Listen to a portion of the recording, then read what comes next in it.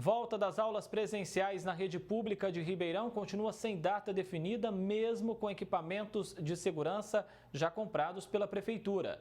Em meio a essa indefinição, famílias temem prejuízo para o ensino das crianças. A rotina está bem diferente para os filhos da Mayra desde o início da pandemia.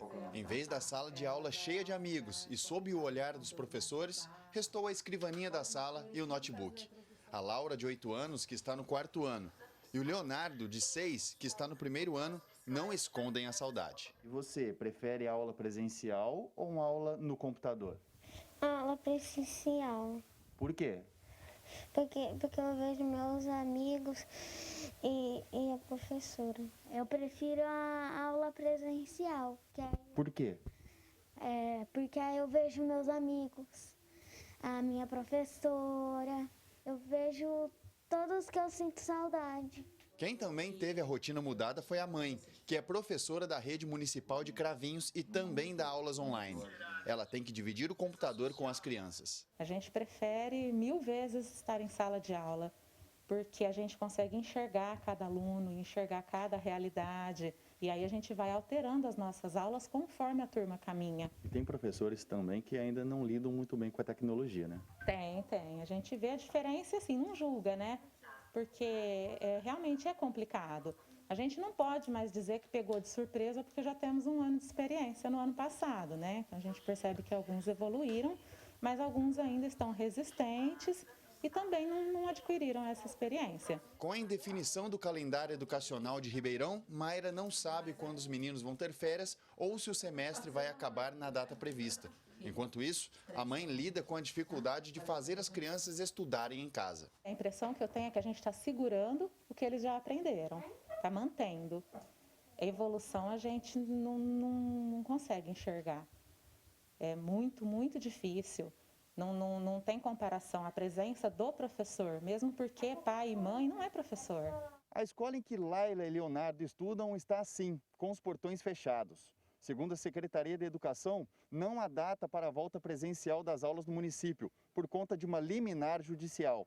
Mas a Prefeitura garante, todos os EPIs já foram comprados, desde máscaras a termômetros, para que o trabalho volte com a maior segurança possível. Em fevereiro, a 4ª Vara do Trabalho de Ribeirão Preto acolheu o pedido liminar do Sindicato dos Servidores Municipais e barrou a volta presencial das aulas da rede municipal de ensino. A Secretaria de Educação havia determinado o retorno dos alunos em 1º de março, mas não recorreu da decisão. Para este advogado, a decisão leva em consideração apenas o âmbito trabalhista. Então existe um conflito aí, e esse conflito também vai ter que ser dirimido, vai ter que ser resolvido no âmbito da justiça, porque senão vai contradizer as necessidades das crianças em relação ao aprendizado, à própria saúde, porque eu lembro que a escola também presta uma assistência social na questão da alimentação para muitas crianças. O ensino público é assim. O ensino privado, por ter um outro perfil e ter assim a obrigação de resultado, ele é mais dinâmico, por isso que ele está saindo na frente. O especialista alerta que ainda dá tempo de reverter o prejuízo no ensino. E se realmente retomar de um outro vertente, de um outro sentido, o que está sendo pensado em relação ao retorno das aulas, da parte operacional principalmente, não haverá perdas. Agora, o que não pode acontecer é colocar para os pais, as crianças, os professores, medidas que vêm de cima para baixo.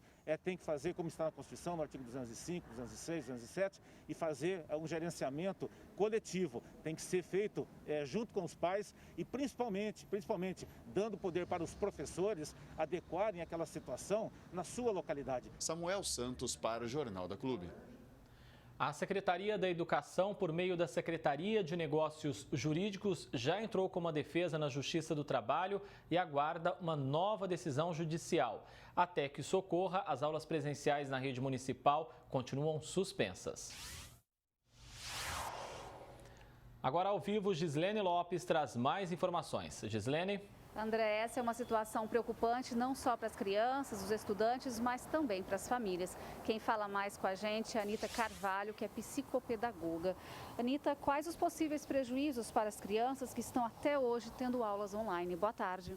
Boa tarde. Bom, os possíveis prejuízos são vários, né? Os prejuízos que as crianças estão assim acumulando, vamos dizer. Por quê? Porque essa é a fase do desenvolvimento cognitivo dela, onde ela vai estar desenvolvendo a sua parte emocional. Então, é importante que ela esteja no ambiente em que foi preparado para isso, ou seja, o ambiente escolar, dentro das escolas. Então, são vários os prejuízos. Dessa parte da socialização que eles estão perdendo. Então, a escola tem essa função, né? Além do conhecimento, de estar ensinando, passando conhecimento, ela tem essa função primeira, vamos dizer assim, da socialização, da criança ser trabalhada, ser ensinada como viver em sociedade. Então, aí a gente já vê que está sendo prejudicado. Anita, um dos grandes dramas das mães em tempos de aulas em casa é fazer a criança prestar atenção ou até ter interesse em estudar. Como os responsáveis devem agir? Então, é difícil, né, para os pais, coitados. Por quê? Porque não é função deles. Então, o que acontece? E até das crianças, né? As crianças, elas precisam estar no ambiente onde elas foram, ou melhor, dentro delas elas sabem que é o lugar para ela aprender. O que fazer neste momento? É muito complicado. Por quê? Porque para nós, para as crianças, elas veem um notebook ou um tablet ou mesmo um aparelho celular para brincar, para jogos, para diversão, para o prazer e não para estar absorvendo conteúdo acadêmico. Então, é complicado para os pais. Há também aqueles alunos do ensino médio que estavam se preparando para o vestibular. Como recuperar esse tempo? Então nós devemos ter um olhar um pouco mais voltado para esses alunos que já têm assim uma carga de estar se preparando para um fechamento de ciclo, né, da vida deles. Então é importante, eu acho que nós já deveríamos estar pensando, o poder público, as escolas, em um planejamento para poder retomar e poder trabalhar melhor isso que eles perderam, porque de uma forma ou de outra eles perderam, não houve o ano passado, né? Na parte escolar não houve. Podemos dizer que teremos crianças com desenvolvimento diferente daquelas da rede particular que estão tendo aulas? Eu acredito que sim. É claro que a gente assim também não podemos nos alarmar muito e já criar ver problema em tudo, mas com certeza algumas diferenças serão notadas, sim. Anita, para a gente fechar, que alerta que fica para as autoridades?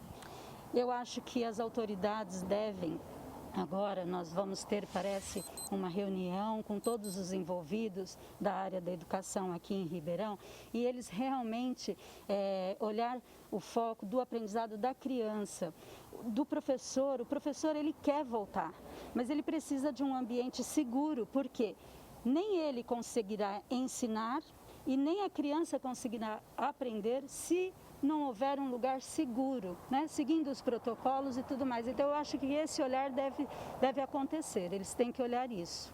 Ok, Anita, muito obrigada pela sua entrevista.